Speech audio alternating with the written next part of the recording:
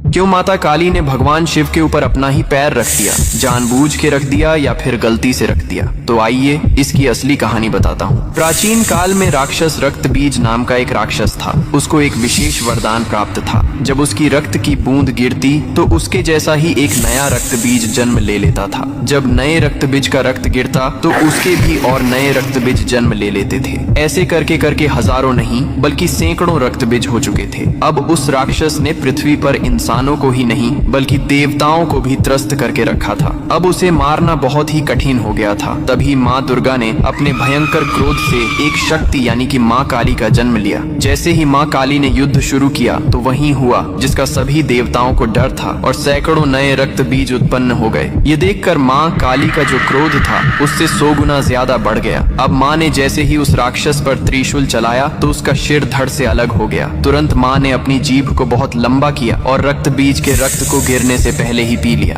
फिर ऐसे ही सभी रक्त बीज का वध करके उनका रक्त पी कर उनका क्रोध अब 100 गुना से 200 गुना बढ़ गया था। धरती कांपने लगी थी, समुद्र मथने लगे थे, देवता भयभीत होकर इधर उधर भागने लगे थे। तब देवताओं ने भगवान शिव से प्रार्थना की, हे महादेव, आप ही माता काली के संताप को शांत कर सकते हैं। शिव ने देवताओं की पुकार सुनी और माँ काली के सामने युद्ध भूमि में पहुंच गए। लेकिन माँ अपने तांडव में इतनी लीन थीं कि उन्होंने शिव को भी नहीं देखा। तभी भगवान शिव ने स्वयं माता के चरणों में लेट गए। जैसे ही माँ काली का पैर अनजाने में शिव के सीने पर पड़ा, तुरंत उनका क्रोध शांत हो गया। उन्होंने नीचे देखा तो अपने प्रिय पति शिव थे। यह देखकर उनकी जीभ शर्मिंदगी से बाहर निकल आई। इसके बाद शिव ने मुस्कुराते हुए कहा, हे माँ, तुम्हारा यह रूप सृष्टि के संतुलन के लिए था, लेकिन यह रूप अब धरती पर बहुत धाम धूम से पूजा जाएगा। यही कारण है कि तस्वीर में और मूर्तियों में माँ काली को शिव जी पर खड़े हुए दिखाया जाता है, जो बहुत ही शुभ माना जाता है।